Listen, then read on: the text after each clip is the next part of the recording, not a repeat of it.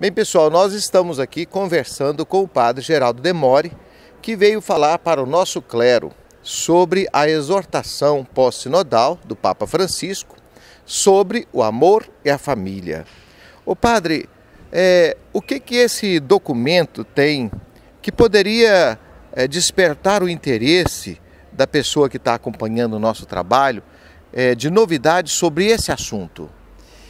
Bom, o texto do Papa é um texto que interveio depois das duas Assembleias Sinodais, de 2014 e 2015, e a preocupação muito grande da Igreja com a situação da família nos dias de hoje, né, não só por causa de problemas, né, que sempre existiram, mas problemas novos que surgiram no seio das famílias, do mundo todo e também aqui do nosso país. Então, o texto do Papa quer oferecer diretrizes, inspiração para que as famílias católicas possam viver essa vocação, porque a família é uma vocação, né? Essa vocação de forma como um evangelho. Ele usa muito essa expressão, que já usava o Papa João Paulo II, né? O evangelho da família, e em todas as situações, porque tem situações de famílias bem constituídas e tem outras situações de famílias também com muitas dificuldades, de vários níveis, né? Famílias recompostas, famílias que não são casadas na igreja, famílias que já são de segunda união, terceira união. Então, o documento oferece pistas para que essas famílias possam viver de forma, vamos dizer assim, mais ou menos harmoniosa a sua vida cristã dentro da Igreja Católica. Padre, volta e meia no nosso trabalho pastoral, as pessoas já chegam perguntando: eu estou vivendo numa segunda relação, eu posso comungar ou eu não posso? Qual seria o encaminhamento adequado para essa questão da comunhão para quem vive numa segunda relação, à luz desse documento, dessa exortação do Papa Francisco? Bom, tem um capítulo muito importante da exortação do Papa, da Amoris Laetitia, que é o capítulo 8º, que fala justamente acompanhar, discernir e integrar a fragilidade. Então, nesse capítulo, o Papa não dá solução, né, para situações, mas ele aponta caminhos que deveriam ser seguidos por todas as igrejas na perspectiva de acompanhar primeiro as situações. Então, quem vive situações parecidas, elas têm que procurar na sua paróquia, os responsáveis pela pastoral familiar, o próprio pároco, né, onde elas pudessem apresentar a situação. Depois, essa situação deveria ser acompanhada com a pessoa, fazer um discernimento, ver, né, um pouco qual que é a situação real, como que foi a primeira relação, por que não deu certo, né, e depois de um processo de acompanhamento, de discernimento, né, não é que tem uma solução mágica para todos, como uma fórmula, né, mas tudo vai depender muito de um acompanhamento, um discernimento, para que eventualmente essa pessoa possa ser integrada na comunidade, participando de todos os níveis possíveis, né, no caso dessa situação precisa. A família nunca foi tão agredida e sofreu tantos ataques e passou por tantas dificuldades como hoje. Nós vivemos situações espinhosas, pessoas em situações muito diferenciadas, novos modelos de família.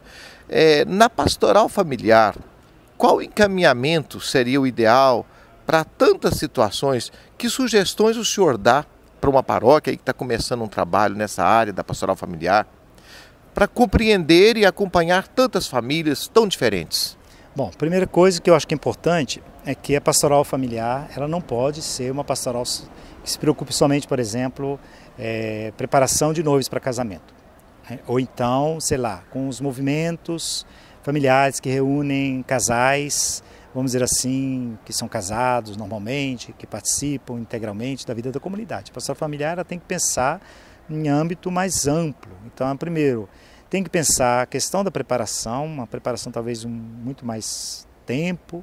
Tem que pensar na própria celebração, ajudar os casais que vão se casar a viver a sua experiência de casamento religioso como uma experiência espiritual, acompanhar toda a situação dos primeiros anos, né? Isso aparece lá no texto, capítulo 6 da Amoris Laetitia, de forma muito interessante, né? E depois, claro, tem situações que o Papa chama de situações especiais, né, em que a pastoral também deverá descobrir formas de acompanhar, por exemplo, pessoas que vivem juntas, não são casadas, né?